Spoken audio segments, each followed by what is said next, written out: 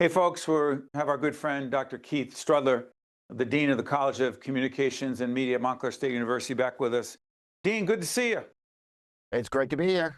You got it. By the way, before we go any further, we'll put up the website for Montclair State University. And also, after that, our website will come up, steveadubato.org. Check out the in-depth interview that I did, a two-parter on Think Tank with Dr. Jonathan Coppell, the president of Montclair State University, about a range of issues. Hey, Keith, let me ask you this. P.S. to disclose, Keith and I talk about media offline all the time. What is the role, as you see it, of Montclair State University in particular and higher ed overall in the future of media/public media in the state of New Jersey and the nation? Look, I think, and we're obviously well aware of some of the challenges that are acute here in New Jersey with public media, which are maybe particularly acute here, but are not, certainly isolated to us across the country.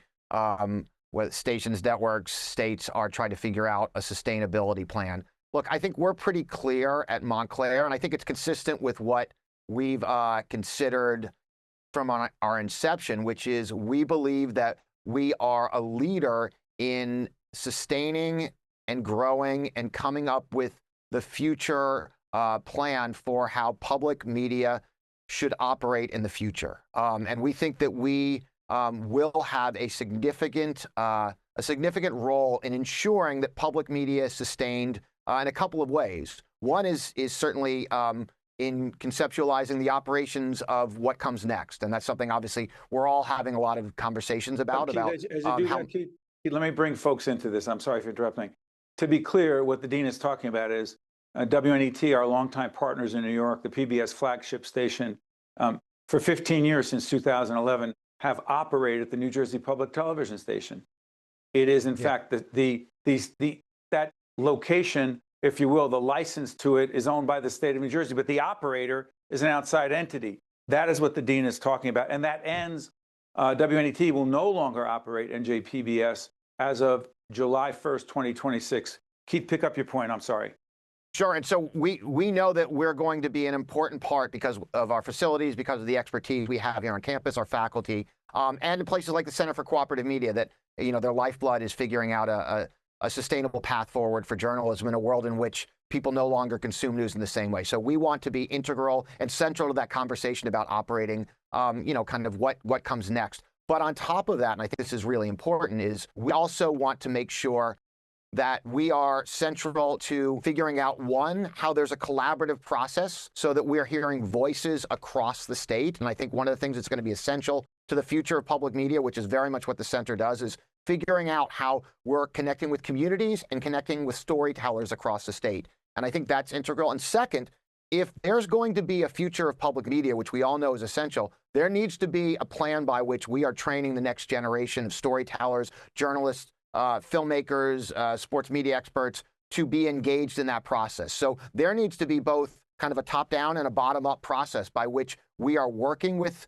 kind of the next talented group of storytellers, but also we're hearing the voices of people that come through places like Montclair State to understand what is it that they want and they need. So if we tell them this is what we're giving you and they're telling us we're on TikTok all the time, then there's a disconnect that's not going to be sustainable. And so I think it's important, essential, vital that we are listening to the next generation.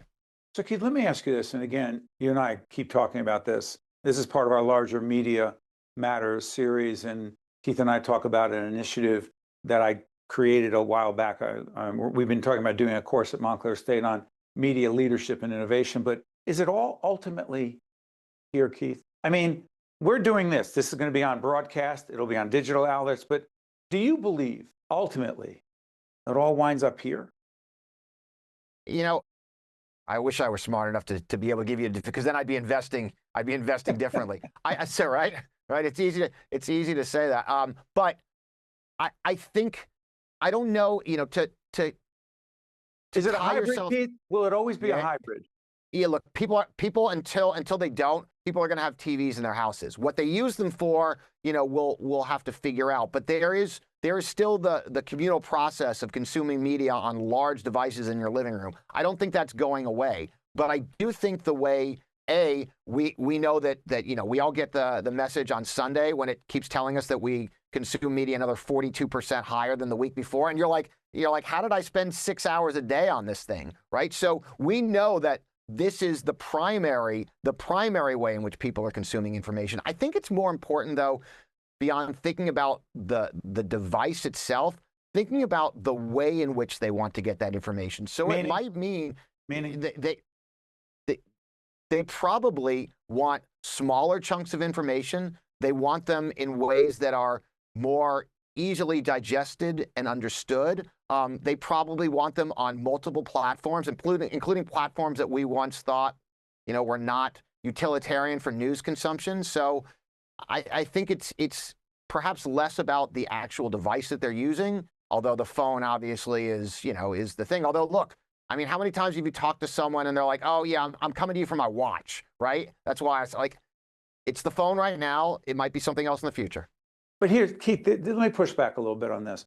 So I think we've known each other long enough, and you've seen this, which was what we did with President Coppell. It was it's 1 hour of programming, 2.5 hours. Again, you check it out on our think tank series.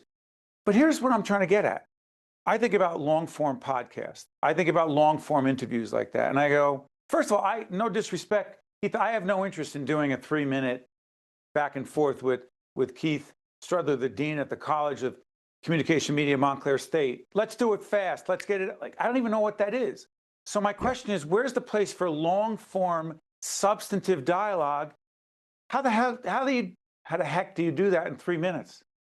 So look, again, that is the billion-dollar question. But I think I don't think it's a binomial, right? And obviously, often your 3-minute piece leads to your 30-minute consumption, right? And you're right. People have, look, and I know Joe Rogan's kind of the poster child, but Joe Rogan figured out how to get people. Hours.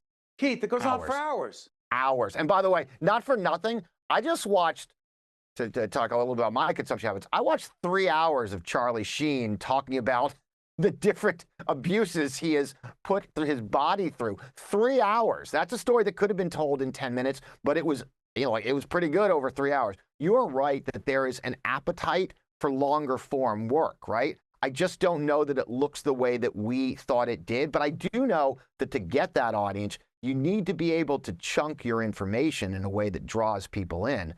As Steve, we both have kids. My kids are sports fans.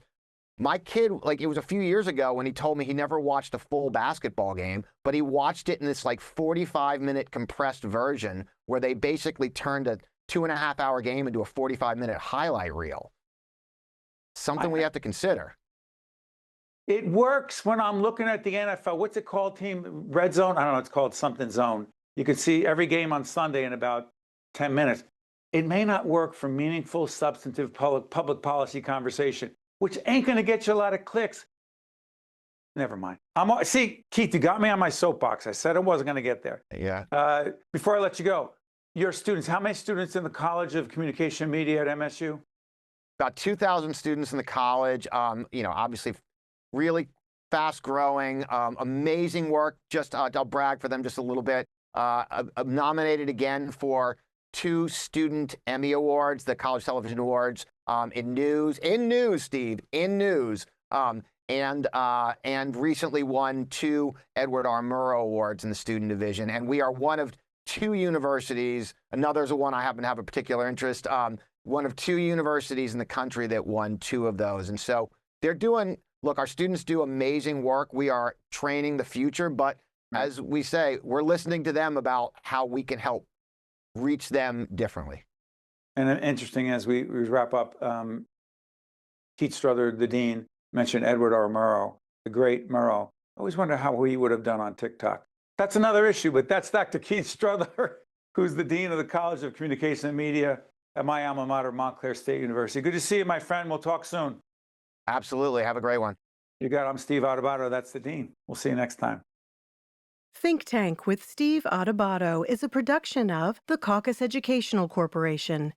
Funding has been provided by Valley Bank, the Russell Berry Foundation, South Jersey Industries, New Jersey Board of Public Utilities, Congress Hall, Holy Name, New Jersey Manufacturing Extension Program, New Brunswick Development Corporation, and by IBEW Local 102. Promotional support provided by NJBIA and by New Jersey Globe. Healing is never just about medicine and technology. It has to go further than that. It has to combine science with humanity. It has to be our best medicine, combined with large doses of empathy, kindness, dignity, and respect. It has to be delivered by people who love what they do and who they do it for. Holy name, great medicine, sole purpose.